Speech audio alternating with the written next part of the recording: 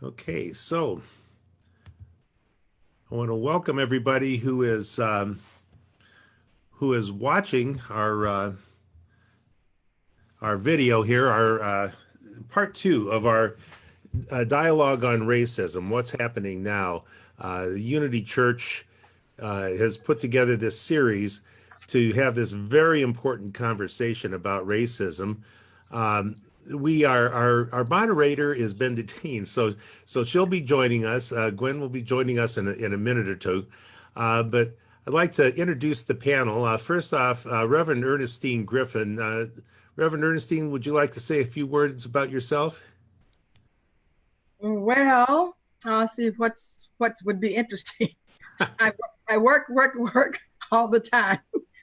And so I'm the founder minister of Unity on Campus Ministry at the University of Michigan, and with outreach to Eastern Michigan University. We are in our 23rd year of that program, and it's been going exciting. And I'm getting used to Zooming, and I'm getting accustomed to quarantining, and all that happens with that. And so one of the things, I was just on a meeting a bit just before this meeting, said I accept everything as it is. And so this is what it is, and I'm happy. I'm done. I pass. Being in the moment. So Yes. so and we also have Attorney Robyn McCoy. And Robyn, would you like to say a few words? Yes, hello everyone. I'm glad to be back with you and talking about these these sensitive topics. And so my name is Robyn McCoy, and I am an attorney, and I will have been practicing. It'll be 19 years in November. Wow. And yes, and I specialize in criminal defense, family law, educational advocacy. I just posted on my Facebook today that I helped a client to get her conviction set aside. So, yeah, and I was recruited to do. Judge Deborah Thomas, my mentor, actually recruited me years ago to help out with some of the expungement workshops, and so I was a long distance runner when I was in middle school and high school, and so I'm carrying on the torch, as well as some other wonderful attorneys that are out there. And we're recruiting more folks, law students, to get involved, and lay people as possible, where they can, to help people with getting their records cleared. So I'm happy to be here with you. Excellent. Good. And we also have Reverend Patty Bittner. Patty, would you like to say a few words?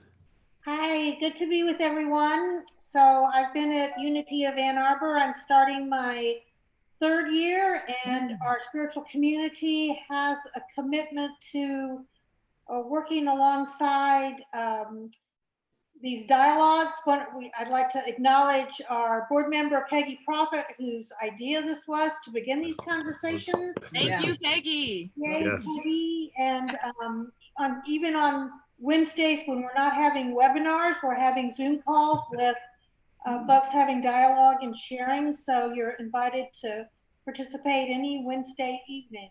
So thanks for being with us. Excellent.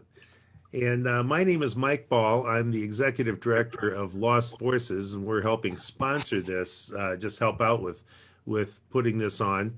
And I was very pleased to be asked to join this panel. We work, our organization, I started it 14 years ago. We work with severely disadvantaged kids, some of them incarcerated children, and it's an issue where racism has been a really major part of the struggle for these young people. So I'm very happy to be here and involved in this conversation. And we also have Gwen Scales will be joining us in a few moments. She has been detained, but that's no problem. We'll just turn the floor over to her when she gets here. I see we have some people already signed in, and I assume some more will be joining us. Now, as attendees, this is a webinar. So as attendees, you can't speak, or we can't put you on camera, but you can communicate with us through the chat. So whatever your device is that you're watching this on, you can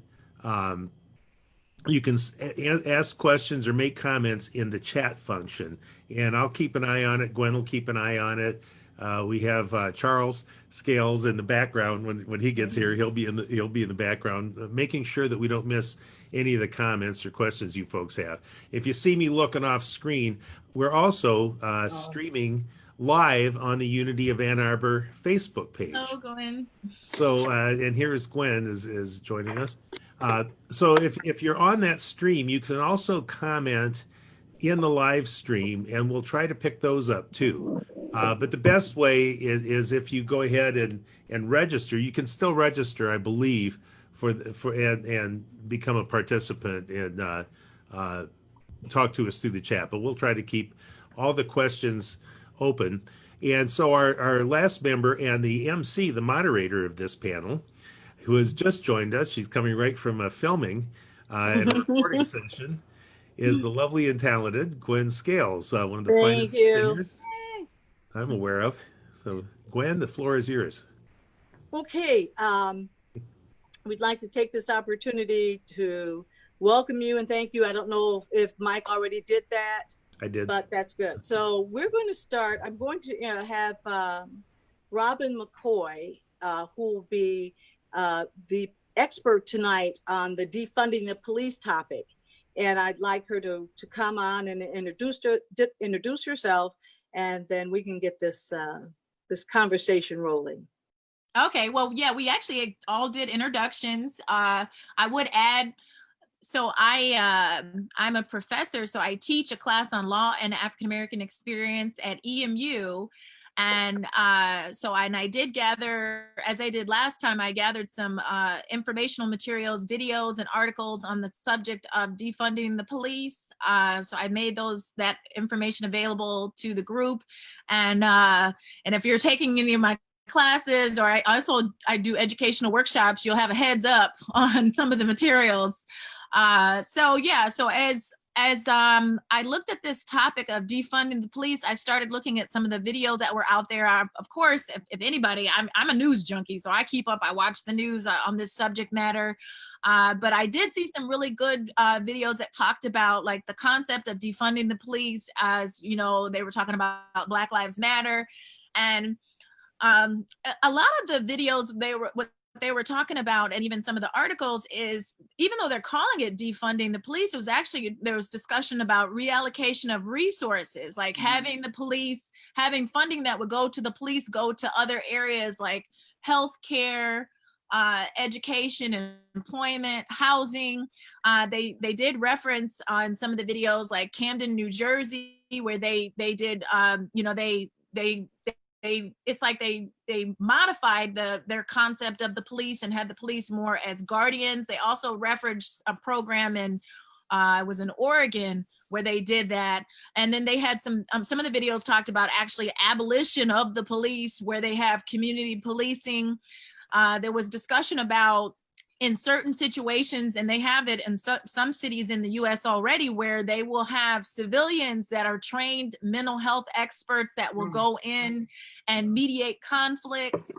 And for me as an attorney practicing, it'll be 19 years in November, I definitely think that there, as I've said in the previous discussion, I think that there does need to be police reform. They have the legislation that's pending, that's passed the House, that's held up in the Senate, the George Floyd legislation. I think that they should get rid of qualified immunity in certain circumstances.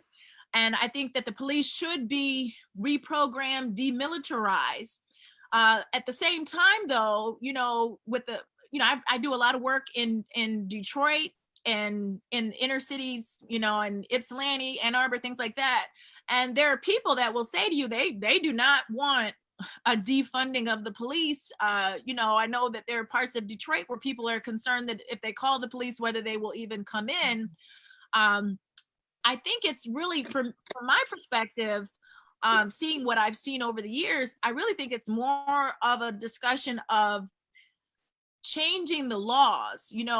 I've referenced before, there's this book, it's by Michelle Alexander, it's called The New Jim Crow, and she talks about the laws that have been put into place and how it criminalizes certain behaviors And I mean, it even talked about it in some of the videos on defunding the police, that there are laws in place for minor offenses that result in people having fines and getting charged and arrested. And it is a slippery slope. You know, here in Michigan, we had it where it was so bad before with the driver's responsibility. You would have to pay thousands and thousands of dollars. You would lose your license, and it could just spiral out of, you know, your whole life is spiraled out of control.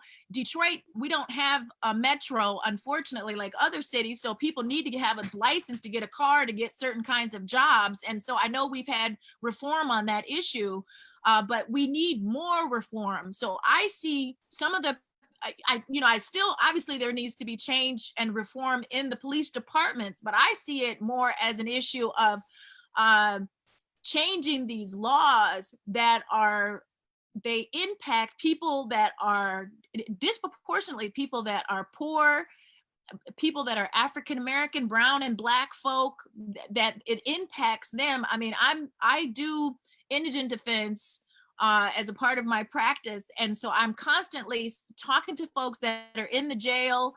I just talked to a client that was in a jail today, and a lot of them are African American, white, folks that are like, they're everyday folks, but some of them may not be as educated, but they're dealing with crisis, like with some of them mental health crisis, drug issues. And I really, and Michelle Alexander talks about it in her book, how other societies, our society incarcerates more people than any other society on the planet. But you have places like Portugal that they have more of an emphasis on drug treatment. They don't criminalize certain behaviors. And that's for me, it's a big sticking point in Michigan. You know, they've legalized marijuana, but I have clients that reach out to me and they have a record. Like I was just talking to Reverend Patty, I have somebody that has like 3 charges for delivery and manufacturing of marijuana, and they can't get a job. And so, when we talk about defunding the police, like most of the videos and materials I provided, I agree with the concept, but when they talk about abolishing the police, as I said, that's not going to work. And it's also, we have an election coming up, and there's obviously a lot of concerns that it's going to be used to scare people into voting for the wrong person. And then, people want to make changes. You want to make changes, and if you don't get the right people in office to make the change, we're not going to be able to get anything done. So, so that's what I have. I know Mike wanted to speak to this issue as well. Yeah, I just wanted to add, when we talk about percentages, right now, it's 665 incarcerations to every 100,000 people. That's huge. And I know that because Monday we had a question. We do these trivia nights, and that was one of the questions. A couple of the young people on the panel are attorneys, and yes, 665 to 100 to every 100,000. That's huge. That's more than any place in the world. Right. In the world. So I would want to ask. We're looking at how do they do it. I'm not saying that Canada is perfect, but we have a country to the north of us. Do you know, I don't know what their percentages are, but I know that their police officers don't come in military gear to police their communities. Right. Living in Detroit, we had something years ago that was called stress, and they used the right word. It was an acronym for Stop the Robberies, Enjoy Safe Streets. And it wasn't until my brother was actually shopping with my mother, walked across the street. She asked him to go back to the store because to check a price, and the stores are right across from each other downtown. He never made it back. The next thing you know, he was running in the door. His coat had been ripped off. They stopped him for jaywalking and then said they were going to take him in the alley and teach him a lesson. So they were about to physically harm him, and he broke away from them Fortunately, it was downtown, so they couldn't come out with their guns blazing, but in essence got his coat ripped off. So that's the kind of firsthand stuff that I think we've probably all experienced if you're living in an urban area. So I'm sorry, Mike, but I just had to get that out there. Please. No, that's yeah. No, my comment is on messaging. As most of you know, I make my living as a writer, and I spent a lot of years in the advertising business. And there is a problem with the word defund the police. It makes it sound like we're saying abolish the police. And I don't think anybody really wants to abolish the police. I haven't heard anyone who's credible say anything like that. But Robyn's exactly right. It's a matter of reallocating resources and reallocating funds, moving things away. The part that I work in with the kids is mental health. I work with victims of human trafficking and all sorts of things. And substance abuse is rampant with these young people. That's part of it's a long story, but that's part of how they're subjugated in the trafficking is getting them addicted. So they're struggling with all sorts of issues, and most of these issues should not be solved by police officers. There's a young girl who was sent recently to a facility where I've worked up in Oakland. I've worked with the kids there, and she was, I think, 14 or 15-year-old girl, at odds with her mother, like I guess occasionally happens with 15-year-old girls, but she had some learning disabilities and a few issues that never should have escalated to the police, but they did. The only recourse this mother had, in her opinion, was to call the police to help her out with this daughter that she couldn't control. This girl is now incarcerated. She's looking at a record. She's in the system. Robyn knows how intractable that can be for somebody. Once they're in the system, it's really hard to get out. And it's because there aren't alternatives. So I think, and that's really all I have to say, is I think it's important that when you hear the words defund the police, what it means is reallocate resources for public safety to include health services, education, some things that need to be done that police officers should not be asked to do. They should solve crimes. And that's pretty much it. And they don't have to have riot gear and military equipment to do that. Right. And I'd like to ask both you and Robyn, have any of the current candidates that are out now trying to get our vote, any of them have established a platform for this? I haven't heard it. And so when we say we need laws passed, we need people that are going to help us get those laws passed. Well, we have one side of the presidential campaign. Are you saying a platform that includes defunding, where they're talking about defunding the police, or? I wouldn't think that they would want to use defunding the police, but I think that I need to hear something that we need to reappropriate funds. And that is what you're saying. That is what it's saying. So we can say the same thing. We just don't have to use those words. And so that's what I'm asking.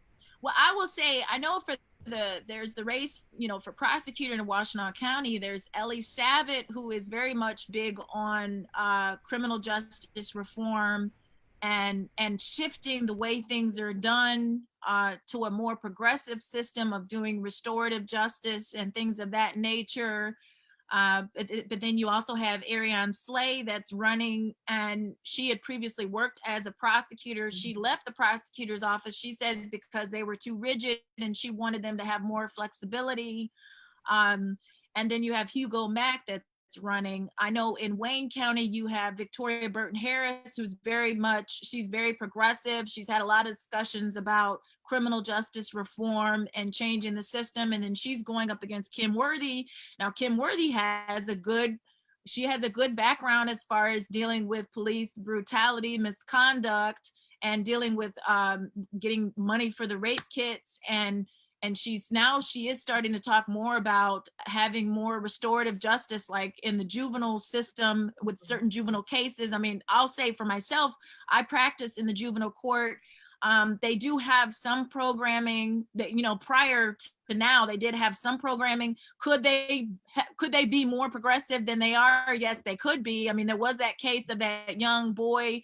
He was playing dodgeball with another young man, and they were playing a game, and he ended up getting charged, and that should have never happened because they were playing a game. It was nothing, no malice. That's right. Kids. So, That's right. and and I know at the juvenile court in Detroit, when to speak to what Mike was saying about that young lady Grace that's in Oakland County, I know she has attorneys that recently tried to get her out.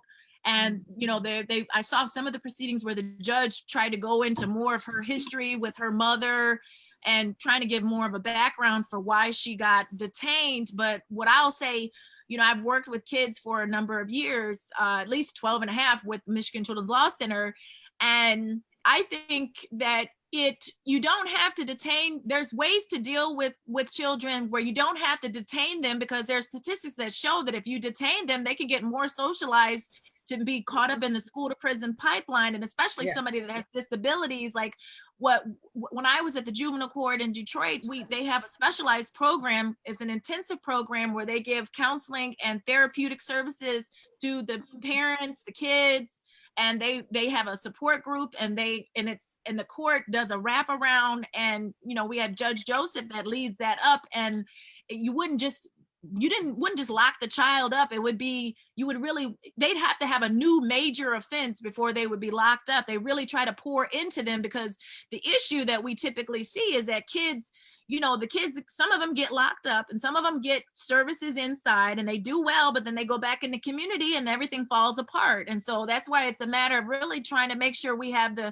when we talk about defunding the police and reallocating resources, if we really had, we had our governor Engler close down the mental health facilities. We talked about this last time. If we had more support services, like I have cases tomorrow, cases that if we had more services, like I like the idea where they talk about having a mediator going out in the community, a mental health specialist to resolve conflicts. And that's good. But then there are situations where you're going to need a police officer to come with a gun, because it might not be just like, oh, we can come out and mediate and work everything out. It might be like somebody is really losing. So I'm saying it has to be a balancing act. And Gwen, you had asked about Canada. There have been some instances of misconduct in Canada. I was watching some of the videos. They were talking about the Indigenous community and Black community. But I've seen from my research, I've seen more, like there was this article I read about Canada it was a positive ticketing system where they were actually promoting positive interactions between the youth. It was a province in Canada, the youth and the young people, and they would actually reward the young people, and we need to have more of that, and where it's more of a nurturing environment than what we're seeing, with some of the situations we've seen and with the police, and people instigating strife. And I have friends that are police officers, and they're always telling me they want to come home.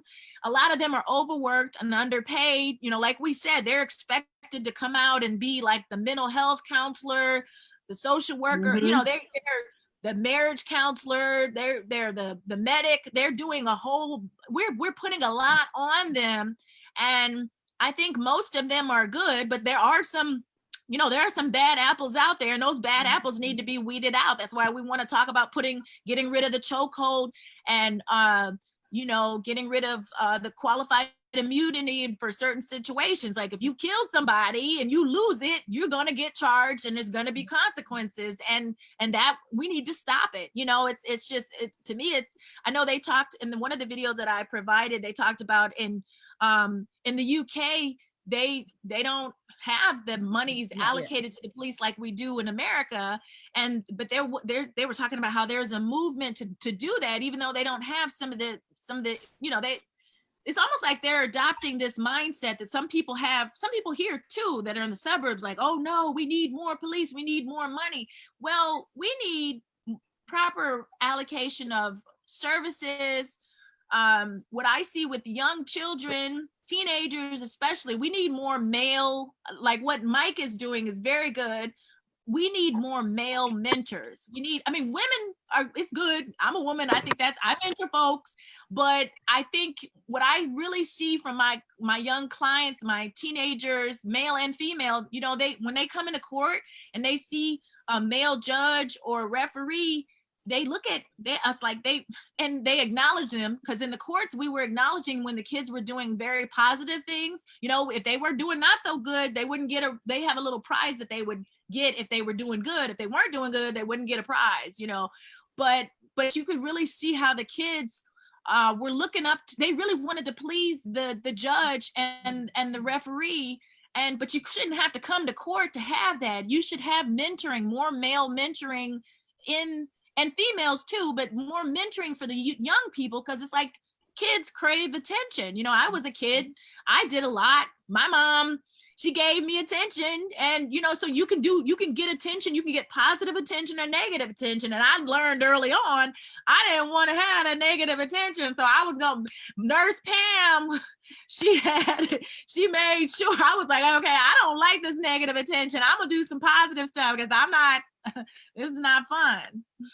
You know, it's interesting that you mentioned that England is starting to want to enhance that policing, but that's also because of the immigration and in Europe right now. All of it has, you know, there are so many countries that are at war, and refugees are pouring into countries like England and France and Italy and Spain and Germany. And so I'm finding that you're getting the pushback from a lot of the citizens because of that. So, but thank you for that. And I'm hoping that we have some people that are going to be on later that will ask some questions that we can, if they have about what they can do, how we can as citizens work toward trying to resolve this issue. So we're going to move forward into our second half, and we are going to have either Reverend Ernestine or Reverend Patty talk about the 12 steps or the detoxing.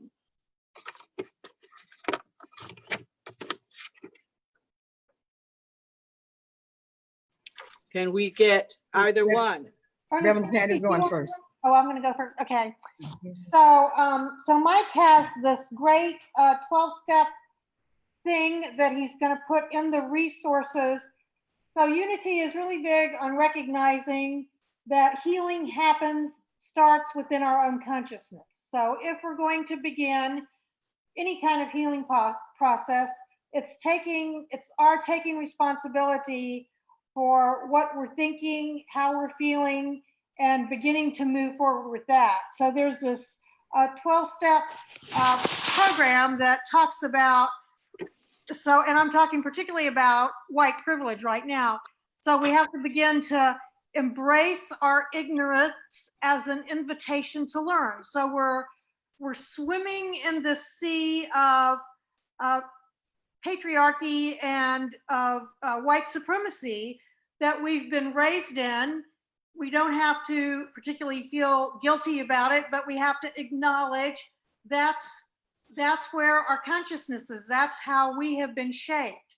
So we begin with a self-care and confronting that that this whole system dehumanizes people.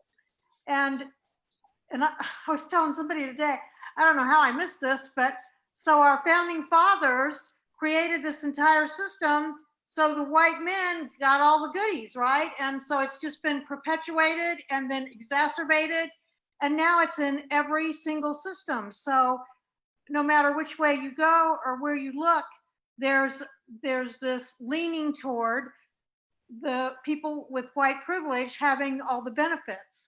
So the 12-step thing, some of the things it says is confess our mistakes to ourselves and others, both in our thinking and our actions, be an expert on our own experiences, and let others be the expert on their experiences. One way we can move forward is seeking out new learning around people of color honoring their experiences, listening to it, because their world is terribly different than ours. When we don't fear to be stopped by police, but someone Black has very real fear of that, and with good reason.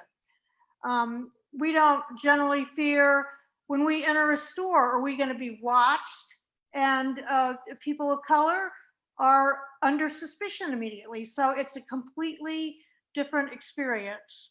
So in a society organized around white supremacy, what can we do? We can read about what this history is. We can watch podcasts. We can use businesses that are owned by people of color. We can have an ongoing study of our racial biases. And some of these are conscious and some of these are unconscious. And there was a great song in South Pacific about hate is something that is learned, you know? So we have to come to grips with there's most of the people in Unity are way past that, but there's segments of our population who've just had it drummed in. If it's different, you hate it, you're suspicious of it. And so we begin to unpack and look at all of these things. We develop authentic relationships with people of color, begin understanding what their experiences, see how different it is from ours, and take responsibility for the impact of our actions. And as I've been reading materials, it's been very humbling for me to say, wow, you know, just wow, I've seen throughout the years, nothing as dramatic as the George Floyd video, but I've seen people being thrown on the ground. Well, the civil rights, they were hosing people. I mean, and what does it take for us, for our consciousness to be shaken? Well, it's taken George Floyd, and it's shaken everyone's consciousness. And I think our world is at a completely different place than it's ever been before. And we're ready to say, I'm beginning to get it. And what can I do? So we can have daily practices of self-reflection. How are we participating in allowing this to go forward? What can we do to begin to move so this systemic thing is halted, is slowed down? So we're in a network. What affects one person directly affects all indirectly. So if someone else is hurting, there's a part of me that's hurting too, because we're all one. So as we treat each other as brothers and sisters, as we recognize the connection between all of us and come with compassion and a longing to stand alongside our brothers and sisters that are saying, you know, it's time to stop. I'm saying it too, it's time to stop. And how am I going to be a participant in that? So that's all I want to say right now, Ernestine. Okay. All right. Should I go ahead, moderator? Yes. Okay. All right. I just wanted to make sure that we let people know that all of the information that you're hearing tonight, you will be able to access it. And Robin does have a whole wealth of information for us. And our last meeting, actually, we were pleasantly surprised to find out that there was this 12-step program for racism. And so this is what you're hearing tonight. And thank you, Reverend Patty. Okay, so Reverend Ernestine is going to speak. I guess the first thing is upmost in my mind is the death of Representative John Lewis. Because and I have to let you know that I'm from his era. Those days were my days. So all of that is coming back fresh to me, because of what just happened this time. And my perspective is coming from how have African Americans made it over these 400 years in this systemic racist system that we were thrust into without being asked to do this. And so, like what John Lewis was saying that about his parents was telling him, don't get in trouble, when he saw the white bathrooms, colored bathrooms, white water fountains, and the parents will say, don't go there and drink water from those fountains because you will get in trouble. And the parents are always telling him how not to get in trouble. So that's how Black African Americans have been all the time. It's been just told, don't get in trouble, stay out of trouble. But John Lewis, as he grew older and his parents were saying stay out of trouble, he mentioned he had to get into good trouble. And so that's how we have come to what we are doing now, is actually knowing all these years, we just found a way, as you do the protesting and stuff, you would just work it so you would only do good trouble and not get into bad trouble. However, because of the systemic racism that's in the society, no matter how good you would be, sometimes you would still get, treated as if you were less than or whatever, because that's what they want to do. So what we have done is our faith has been what has brought most African Americans through. The young people of this day may not be as much into their religion or their faith as the older generations were, but they were taught from an older generation. And you got the same kind of information, same kind of advice as to what to do and what not to do. You got it, but whether or not you obeyed it, that was something different. So over this period of time, these 400 years, that's about what got us through, was our faith. And so as we were talking last time, we came up with the 12-step, when Gwen found the 12-step stuff for us online, I said, oh, how do we, Black and white, how do you get through this situation? And we think about in Unity, well, a lot of people come to Unity from 12-step programs, Alcoholics Anonymous, NA, or whatever, some kind of program. That's where all the people come from to Unity on. So they are drawn there. Then in Unity, we have the mastermind process that is based on a 12-step program. And so you take that 12-step program and you work it. In the 12-step program, you're working on yourself. And when you find that you get yourself together, then it will gradually help somebody else. But the first step is for you to take care of yourself. And so I gave those. You can put those up now if you can. Mike, you want to put the 12 steps up? Can you do that or not? Okay, all right. But anyway, this 12, it was amazing to find those 12 steps out, that they were already written out when Gwen found them. They were already there, and we already have that. And so first it starts out with, first one is, I have come to admit that I am powerless over my addiction to racism in ways I am unable to recognize fully, let alone manage. So the first step is for us to come to awareness that we are racist, that we are that there is racism. A lot of people in the legislators and people in authority these days don't want to admit. Well, I guess he just did it yesterday. Attorney General Barr was saying that there's no racism in America. So somebody at that higher level still does not see that there's racism. So the only way your only way for you to be helped is to come to know and do something about it, is to know that it's there. But if you don't realize that it's there, then you won't do anything about it. And then second one, step 2 says, I believe that only a power greater than myself, can restore me in my humanness to the non-racist creature as God designed me to be. So you have to know that you were designed from the very beginning not to be racist. But it was saying earlier, that stuff is learned. And there's an author who's written a book, and he has a 6-month-old child, I think he says, and he's written Anti-Racist Baby, that you start teaching anti-racism from the very beginning. As soon as they can start to pick things up, you start to work with them at that time. And so he has written that, and that book is really good. And that's something, Mike, that we can send that list that I sent to you out out to everybody.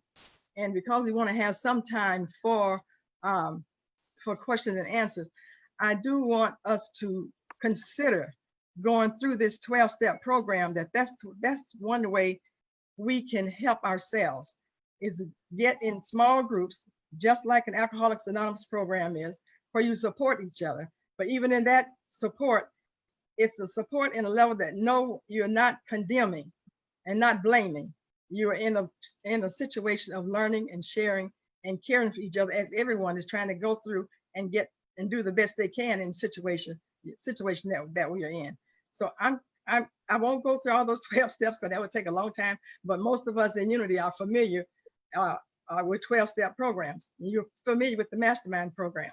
And so with those two things for us to take and look at those so that we will be able to work those and solve this problem of racism, work through it the same way people work through their alcoholism or their drug addiction or their gambling program, that we have to work through our racism, that the program is right there for us to work through the racism.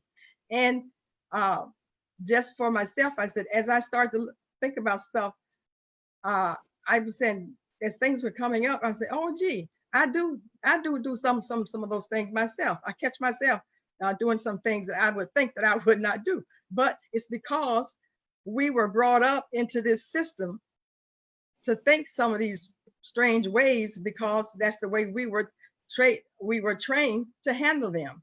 Because when I went to Atlanta, Georgia, visited my sister in Atlanta, and we went to a store, just a pharmacy or somewhere, a store to get something, and there was a white lady at the cash register, and there was a young black man assisting her, like doing the bagging. And so I'm standing there coming from Michigan, and I'm watching the two of them work, and it was like as if the black person did not know that segregation and slavery was over. He was still acting as if that there was no laws yet that made him free to do and say some things. And this kind of bothered me, is that even though things have changed, some of that stuff that was put in black people is still there, and that still has to be worked out in order for us to move forward. So I'm going to stop here now and let us go into some question and answer, because I do want to have time to do that, Gwen. Okay. All right. Well, currently there are no open questions right now. Oh, really? Oh, okay. I actually have a couple of things along these lines. I think it's interesting when we started talking about recovering and healing.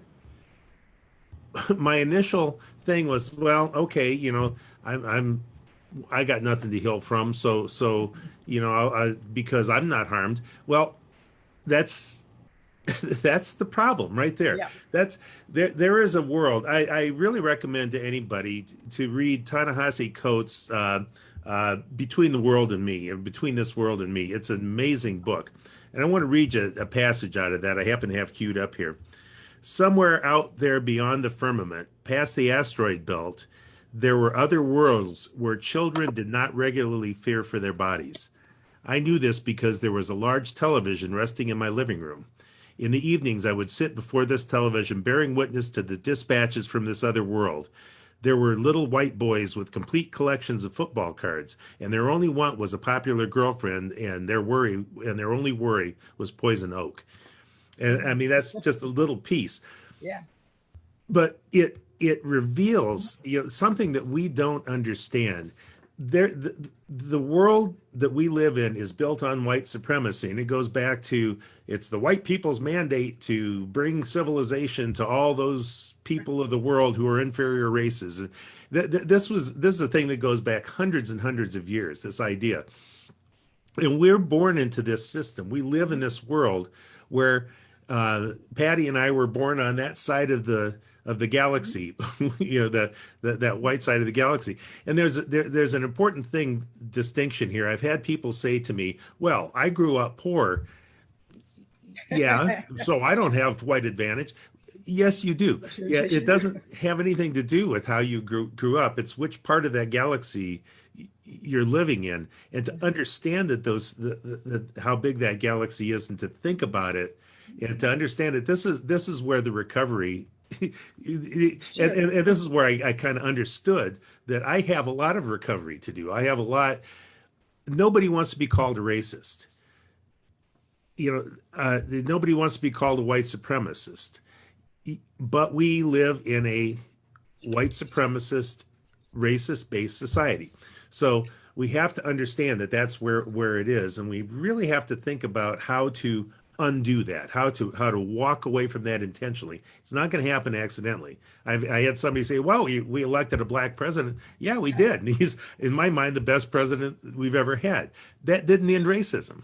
that just meant that one man got what he earned. Actually, Mike, it created something called white rage. Yes, it did. And there is a professor from Emory University that talks to that. That is the name. If you YouTube it, she's on YouTube. She has a wonderful talk, and it's about how after his election, they went after voting rights, big time. In Texas, they literally took districts and made and placed them so far away that people couldn't get to them to vote. They shut down in different counties, so moved it over two counties. So she speaks to that. What I'm looking at in our panel right now, and what I'd like to see the next time we do this, I'd like to see a brown or black man on this panel, because now you're talking.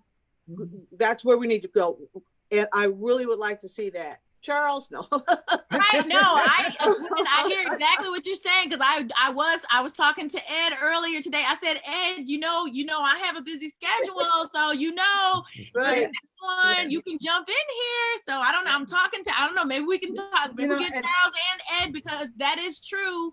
We do need to get the perspective of the black male. Yes. I think that is important. And interesting enough, when Reverend Ernestine was talking about John Lewis, like I did have the occasion to meet him. My aunt is the chair for the Black Caucus for the DNC, and I was actually a congressional page when I was 16. And so he was just so I met him actually was more recently. And he was just amazing, and he was just such a humble person. And then, to see somebody, and then it was tragic that he passed away, and he had pancreatic cancer, just like Elijah Cummings. I met Elijah Cummings as well. And, as I said last time, I had Ben Crump's book, and I did videos. We taught that in the class, and then I made sure to hurry up and get John Lewis's graphic novels. I made sure I ordered that. And so I anticipate, I have my nephew, hopefully he's not watching, he's got a birthday coming up, but I anticipate that I'm going to be doing some videos about that and some programming with the young people about that, because I think it's very important. Like, just like you were saying, Mike, about Ta-Nehisi Coates, like we read his article on the case for reparations, and we have Nicole Hannah-Jones has the 1619 Project. I think it's very good to have, as you said, Gwen, it's good that we need to get the black male perspective here. That's important.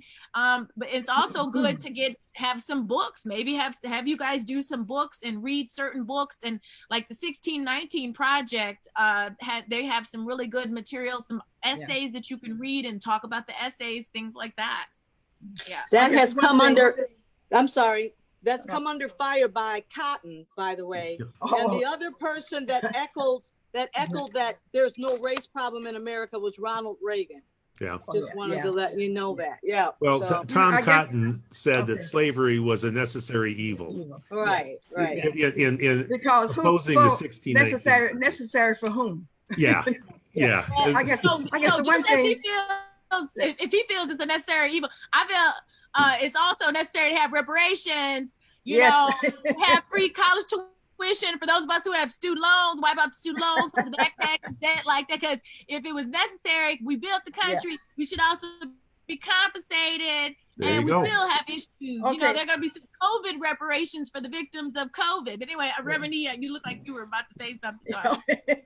Yeah, I guess the other thing I want to put into this discussion is what happening. You say, well, you know, Obama was elected, okay, a black man. Okay, but what happens with white people when blacks achieve? There's a feeling that it was taken from them, that they lost. So when Obama won, it just came up that we have just lost. Our privilege is gone, is taken. But as we teach in Unity, there's enough to go around, you know. But that's what they forget. Yeah, I mean, not all of us been, felt that way. never been taught that there is enough to go around. Yeah. And so, therefore, when someone else gets, you think you don't. It's no more for you. Everything you get is by right of consciousness. But see, a lot of people have not been taught that. So, start to have almost, I guess I was on a meeting with other Unity ministers, and he came up, you know, about what you're going on the race stuff and everything. And I'm saying, some white people, I give a pass. White people in Unity, I don't give you a pass, because you have been taught. You know better, and you are not doing any better. So you get no pass from me. You get called out every Zoom, in the praise or whatever, because we know the truth, and we have to work it. And he said, and then if we have forgotten, that's why I teach my young people why they have to go to church, is because we forget. From Sunday to Sunday, you forget what you learned last Sunday. So because we are so bad at forgetting, that we have to go back to keep making ourselves remember. And so we have to keep doing this over and over again until we get it. And so I am really pushing for us to have those 12-step meetings with groups. I love that. Absolutely. Who want to participate, who want to say yes. Like a lot of white people don't know what they're doing. They're not even aware. But in these 12 steps meetings, those things will come out. And it goes on to the 12 steps where there are steps for things that you to do with the problem that you're having. And so it's not going to happen overnight. So with most 12-step groups, you got to keep going. You never get out. You know, you stay right there. So and so that's what the racism issue has got to come to the point where everybody now is ready to sit in a support group and help each other as we get through. And in these support groups, you don't go in with, you know, blaming and thinking, you know, one race is better than the other or whatever. You don't go into that. You go in on equal footing to learn and to get better. Thanks for this. It's interesting. And you probably, Reverend Patty as well, Ruth Mosley. Now who started the urban ministerial program? She did. That was a result. And then who was in white supremacy? Yes. Right. That was a result. Now, you know, you were in Overland Park, Kansas. Okay. That's where Unity Village is, correct? Yeah. Well, no, it's in Kansas. Unity Village is in Unity Village in Lee Summit. Overland Park. Summit. They have the conventions in Overland Park. Okay, all right. And then there's a large Unity church in Overland Park. So I've heard some of the stories that even come out of the Unity movement. Oh yeah. Oh, you know. That's why you have Johnny Coleman, the University Foundation Johnny for Better Coleman, Living. that was the other one that I was trying. Yeah, right. That's where she had to move out of Unity. And I could tell you stories about Unity, but you know, white supremacy. Yep. Well, I'd say white privilege. You know, right. In Unity, it's there. And here again, some of them not even aware. They don't know it. That's what I'm saying. But we're going to get better. Because I think what's happened this time around is going to wake up enough people up. And people have stopped. They've got to stop using it. It's like a pawn right now. It's like, well, we'll just put this in, and then we'll separate everybody. No. And that's what's happening right now. That's why I like 12-step. It's like, just focus on you. Don't worry about that person, because it's too easy for someone to come in. Divide and conquer has been around for how long? Huh? Roman? Yeah, oh yes, for ages. So And then when you look at the history of our evolution was about beating up each other in order to make it. So that part of us just has not left us. You know, it's that what they call that fight or flight. fight or flight. Survival of the fittest. Right, you have that. You know, that was what we had as we evolved around, was that. Exactly. And so that part of us is still in black and white. It's in everybody. That part is still there, and that's the part we have to work on. And I mentioned, I had mentioned that I had spoken with 2 psychologists about what we were talking about, but there's the brain plays a big part in this, and they can do it from a clinical perspective about really what is happening, and that would help to share that, so you would know how you are made and what's happening to you. So because you now have a consciousness, a conscience, and that's supposed to work, but you don't let it work. You know, you overpower that aspect of you.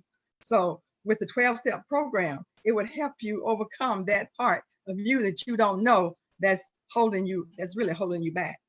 We do have a question, and I'm going to pose it.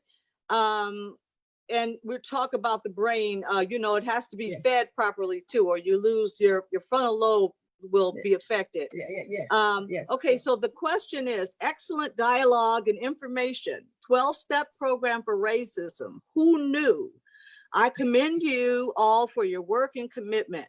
My question is, do you feel that the Black Lives Matter movement is losing its focus or impact with us now, trying to defend our country against the military-style attack Trump is prompting by sending in federal troops to stop the protesters? So would anyone like to speak to that? And we'll have a minute. Well, we each take a minute, because I think we can each chime in on that. I'll take it.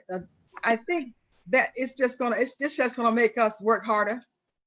That's all it's gonna do. Black Lives Matter program is gonna get stronger, and then Black Lives Matter program is going to increase because the country belongs to everybody. So when you see we're about to lose our country, that's going to be more people are going to come out to be a part of not allowing the country to be taken away from us. Thank you. All right. I remember on that point, I remember I was talking to my nephew too, and I asked him, you know, because I think it's important that we talk to young people too, Sure. younger.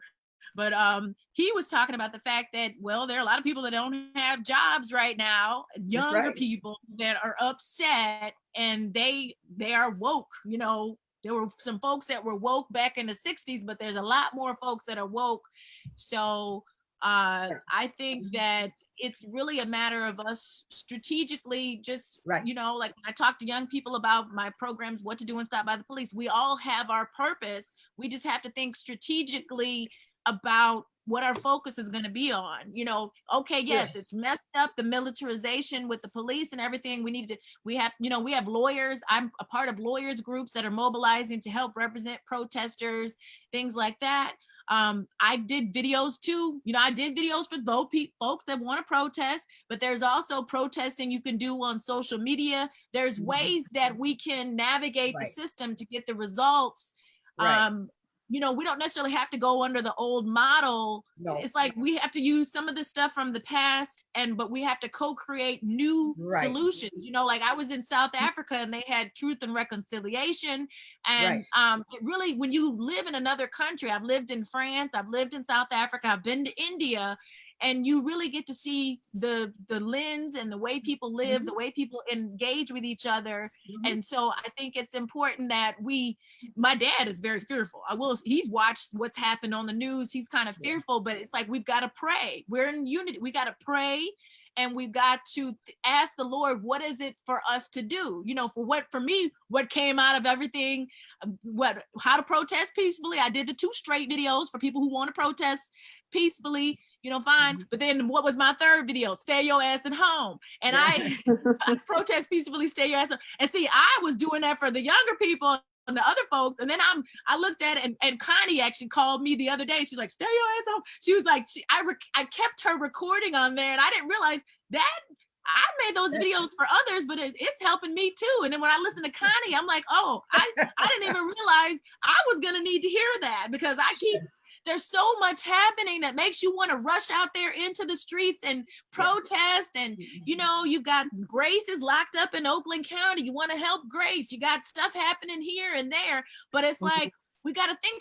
about, is that really, you know, that may be one way of getting the results, but another way is register to vote absentee, make sure you're supporting the progressive candidates, because if you can protest and scream and yell all you want, but if you don't get the right people in office, we're not going to get the legislation we need. Some people need to run for office. There, folks are out there, you know, what we see, I'm the vice chair for the Michigan Democratic Women's Caucus, and we see a lot, we try to encourage more women to run, because we have women that are way educated, qualified. They don't want to get into politics because it's dirty, but it's like, if you don't get into politics, your kids, your grandkids, your niece, nephews, they're not going to have a future. So it's like, you got to, and men too, there are men too that need to step up and get involved, get engaged. Thank you for that, Robyn. Okay. We're going to let have either Mike or Reverend Patty chime in with their comment. Yeah. You're muted. You got to unmute. What comes to my mind is keeping in mind this, what we resist persists. So how do we go about undoing the injustice that exists without pushing so hard, resisting? How do we do it in a way that transforms rather than pushes against and creates more of the same? I mean, I don't know that I have a good answer to that, but I think that's an important question to be asking. Oh, sure. If I could just put in that, that's where we go into our denials and affirmation. Resisting, look at the denial. What you're doing, you're resisting the power of that to take over. Yeah. Okay. And power. Knowing the truth. That love that's right. Knowing right. You're right. And we said during this time we've been saying, face the facts. You know, the facts are there. Don't resist the facts. They are there. But hold to the truth. Know the truth. And so you got to keep this. You got to have balance. That's all it is balance. But Mike, it's no, I'm sorry. It's not easy. Go ahead. No, you're fine. I'm done. Okay. Well, I think I do understand what we resist persists, but I also I was 13 years old when John Lewis was beaten at the end of that bridge, and watching those images changed my life. Watching the courage of that man and those people, not just him, he was the focus of that day.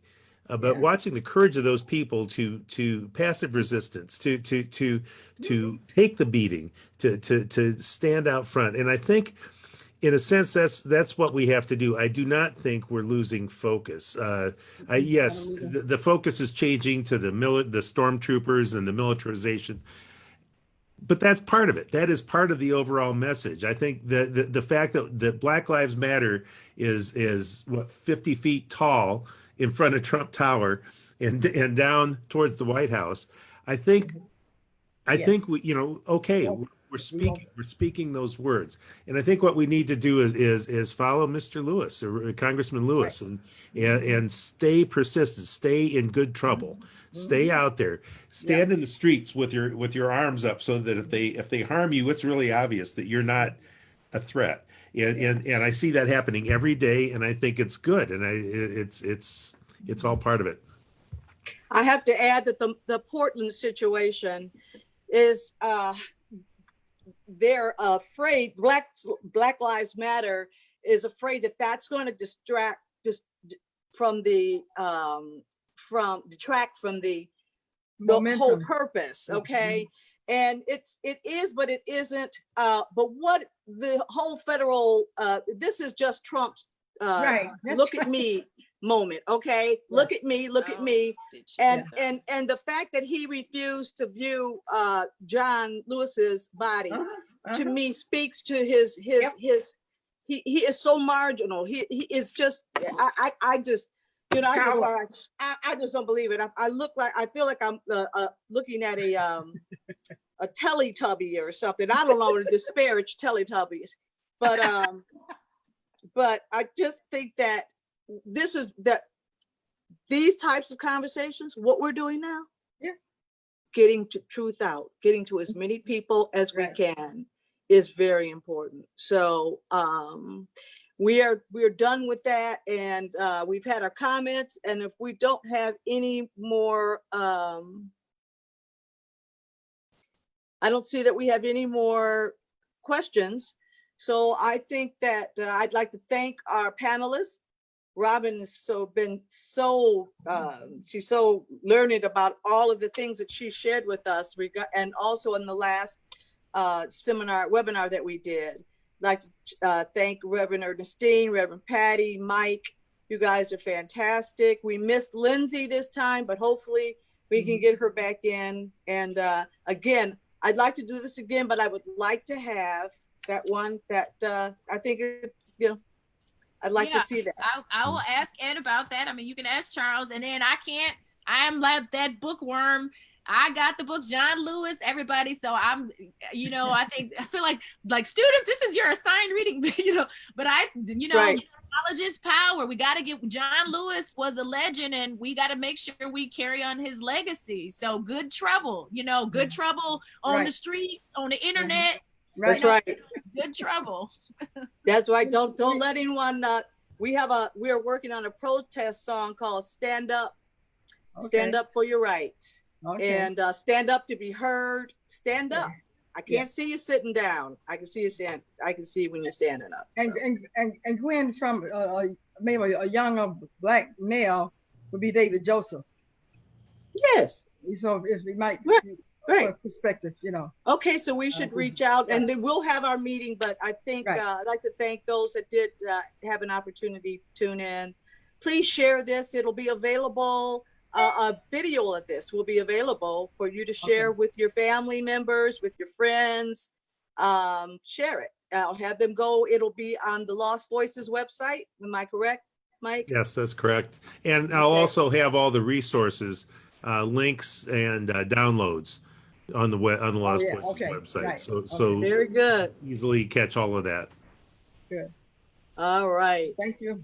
Okay. Well, thank you, everyone. Thank you, everyone. Thanks for having me. And you guys all have a blessed day, blessed evening. Thank you. Good night. Good night.